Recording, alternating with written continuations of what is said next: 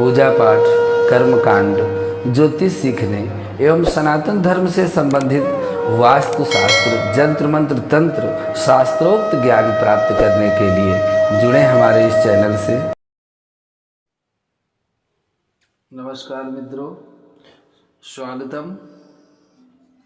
10 महाविद्या साधना के क्रम में आज 9वीं महाविद्या देवी माँ मातंगी के स्तोत्र, मंत्र, कवच और उनके साधना की विशेष जो विधियां हैं, जो केवल गुरुगम्य हैं, उनको लेकर के आए हैं। आज महाविद्या में 10वीं महाविद्या की मातंगी महाविद्या के प्रयोग को आप जानेंगे। मतंग अर्थात भगवान शिव का नाम है। इनकी जो महाशक्ति है उन्हीं को मातंगी कहा गया है। मातंगी माँ के ध्यान में बताया गया है कि ये श्याम वर्णा है, चंद्रमा को मस्तक पर धारण किए हुए हैं और भगवती मातंगी त्रिनेत्रा है, रत्नमय सिंहासन पर आसीन है, नील कमल के समान कांति वाली हैं तथा राक्षसों के समूह के अरण्य को भस्म करने वाली हैं। इन्होंने अपनी 4 भुजाओं में पास, अंकुश, खेटक और खड़ग धारण किया है। ये असुरों को मोहित करने वाली एवं भक्तों को अभिष्ट फल देने वाली हैं। गृहस्थ जीवन को सुखी बनाने के लिए, पुरुषार्थ चतुष्टय की सिद्धि के लिए और वाग विलास में पारंगत होने के लिए माता मातंगी की साधना की जाती है। नारद पंचरात्र के 12वें अध्याय में शिव जी को चंडाल तथा शिवाजी को उच्छिष्ट चंडालिनी कहा गया है। इनका ही नाम मातंगी है। पुरा काल में मतंग नामक मुनि ने नाना वृक्षों से परिपूर्ण कदम्ब वन में सभी जीवों को भस्म करने के लिए भगवती त्रिपुरा की प्रसन्नता के लिए कठोर तपस्या की थी। उस समय त्रिपुरा माता के नेत्र से उत्पन्न तेज से यह श्यामल नारी विग्रह का स्वरूप धारण किया। इन्हें राज मातंगनी कहा गया।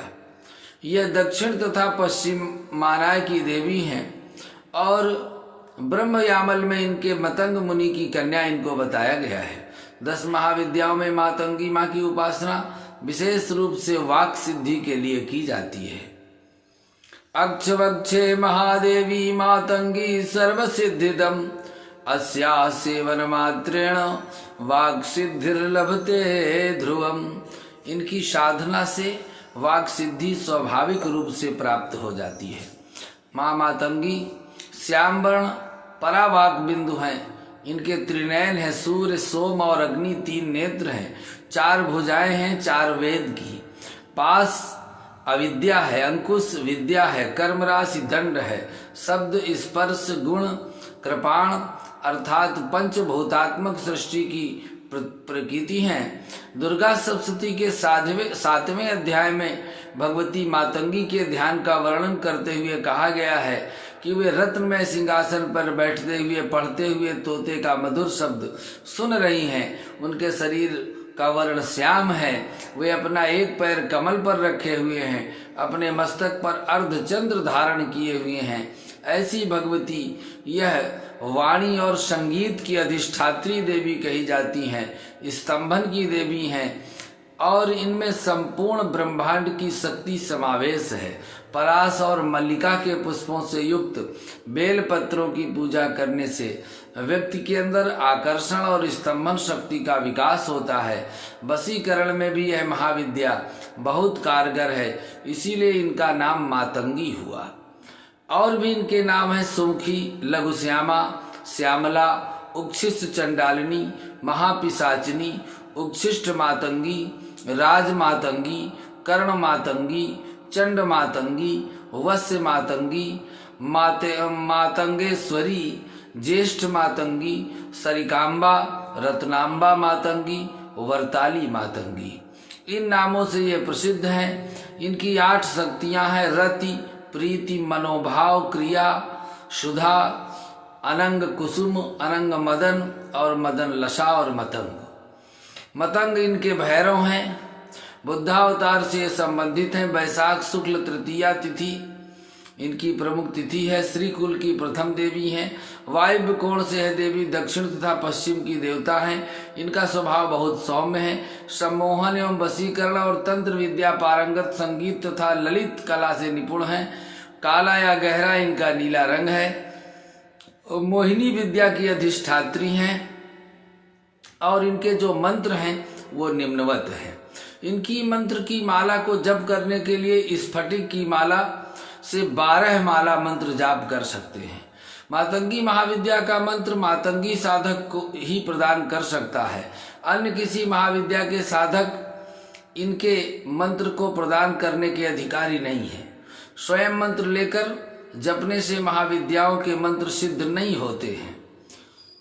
अतः किसी भी मंत्र प्रयोग के पूर्व किसी सिद्ध मातंगी साधक से दीक्षा अवश्य लेनी चाहिए, तभी माँ मातंगी की साधना के लिए आप उद्धृत होते हैं। मातंगी महाविद्या की साधना विधि आप बिना गुरु बनाए ना करें।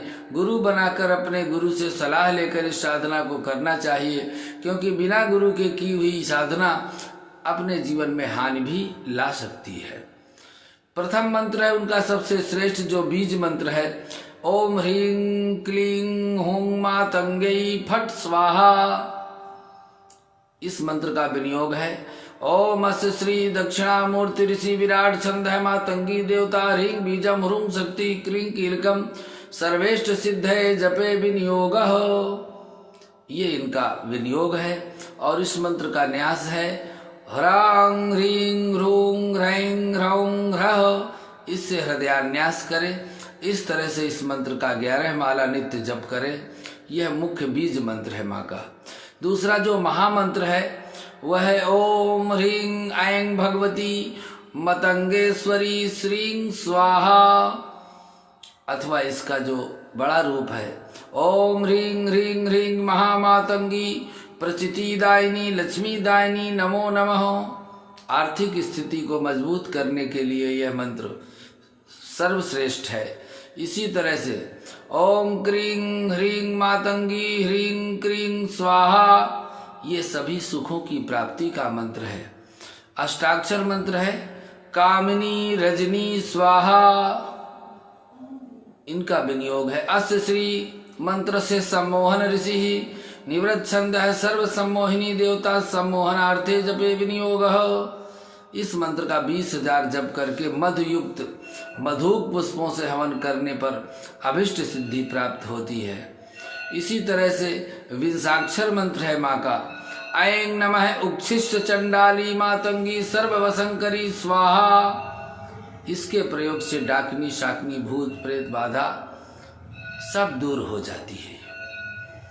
इसके बाद एकोन विंशाक्षर उच्छिष्ट मातंगी का और द्वात्री दशाक्षर मंत्र मातंगी माँ का प्रस्तुत है, सुने। ओम नमः उच्छिष्ट चंडाली मातंगी सर्वशंकरी स्वाहा। ओम ह्रीं ऐं श्रीं नमो भगवती उच्छिष्ट चंडाली श्री महामातंगेश्वरी सर्वजन वशंकरी स्वाहा। इस मंत्र का पुरस्चरण 10,000 का है। इसके बाद दशांश हवन करें। शहद व महुआ के पुष्पों से हवन करने पर वशीकरण सिद्ध होता है। मल्लिका के फूल से होम करने से योग सिद्धि होती है। वेल के पुष्पों से या वेलपत्र से हवन से राज्य प्राप्ति।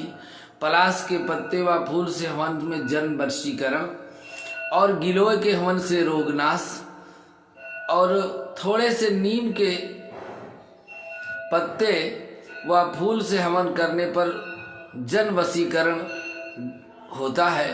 टुकड़ों नीम के टुकड़ों से चावल से हवन धन प्राप्ति होती है।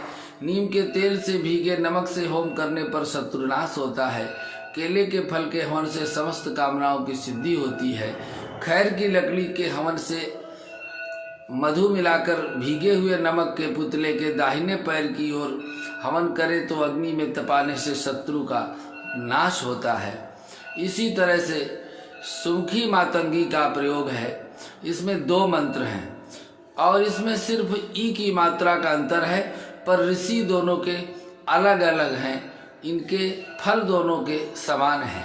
पहला मंत्र सुनिए। उच्छिष्ट चांडालिनी सुमुखी देवी पिशाचिनी ह्रीं ठह ठह ठह। इसके ऋषि अज हैं, छंद गायत्री हैं और देवता सुमुखी मातंगी हैं। देवी के विधि पूर्वक पूजन के बाद जूठे मुँह 8000 जप करने से ही इनका पुरस्करण हो जाता है। साधक को धन की विशेष प्राप्ति होती है। इसी तरह से इन्हीं का जो दूसरा मंत्र है, उच्छिष्ट चांडालिनी सुमुखी देवी महापिशाचिनी ह्रीं ठह ठह ठह, इसके ऋषि भैरव, छंद गायत्री और देवता सुमुखी मातंगी हैं। जानकारों के अनुसार देवी के विधि पूर्वक पूजन के बाद जूठे मुंह 10,000 जप करने से इसका पुरस्करण होता है और साधक को धन की प्राप्ति होती है। हवन विधि यह है कि दही मिश्रित पीली सरसों, चावल के हवन पर राजा मंत्री सभी बस में हो जाते हैं। बिल्ली के मांस से हवन करने पर शस्त्र का वशीकरण हो जाता है। बकरे के मांस के हवन से धन समृद्धि होती है। खीर से हवन से विद्या प्राप्ति होती है। मधु व घी से युक्त पान के पत्तों से हवन से महासमृद्धि की प्राप्ति होती है। कौवे एवं उल्लू के पंख के हवन से शत्रुओं का विद्वेषण होता है। इस तरह से यह प्रयोग अत्यंत ही सफलदायी है। कर्ण मातंगी की साधना इस तरह से है। ऐं नमः श्रीं मातंगी अमोघे सत्यवादिनी मम कर्णे अवतर अवतर सत्यम कथय हे ही श्री मातंगे नमः। इस मंत्र के पुरस्करण के लिए 8000 की संख्या में जप करें। लाल चंदन की व मूंगे की या रुद्राक्ष की माला से मंत्र जाप श्रेष्ठ है। हवन की भी आवश्यकता नहीं है। खीर को प्रसाद के रूप में माता को चढ़ाकर उससे हवन करना अतिरिक्त ताकत देगा। इससे साधक को माता कर्ण मातंगी भविष्य में घटने वाली शुभ अशुभ घटनाओं की जानकारी स्वप्न में देती है। इच्छुक साधक को माता के से प्रश्न का जवाब भी मिल जाता है। भक्ति पूर्वक एवं निष्काम साधना करने पर माता साधक का पथ प्रदर्शन भी करती है। इसी तरह से मातंगी का गायत्री मंत्र है। ओम सुखप्रियाय विद्महे श्री कामेश्वर धीमहि तन्नः श्यामा प्रचोदयात्। यह मातंगी माँ का गायत्री मंत्र है। जिसके घर में सदा क्लेश हो, पति पत्नी में मतभेद बढ़ गए हों, एक दूसरे की तरफ प्रेम से ना हो, तरक्की ना होती हो, या संतान गलत दिशा में भटक गई हो और रोज कोई न कोई अपशगुन होता हो, तो उन्हें किसी सिद्ध मातंगी साधक से मातंगी यंत्र विधि पूजन प्रतिष्ठित करवाकर अपने घर में स्थापित करना चाहिए और इसका नित्य पूजन करना चाहिए। इससे निश्चित उनकी मनोकामनाएं पूर्ण होती हैं। इस तरह से 10 महाविद्याओं में ये 9वीं महाविद्या के जो विशेष मंत्र है और इनका विशेष लाभ है, इनका पुरस्करण भी बहुत कम है। किसी जो मातंगी के साधक हों उनसे इन मंत्रों को लेकर प्रयोग करने से शीघ्र ही सफलता प्राप्त होती है। आज के लिए बस इतना ही। अगले भाग में पुनः आपके लिए मातंगी माँ के ध्यान, स्तोत्र और कवच का क्रम जारी रहेगा। नमस्कार।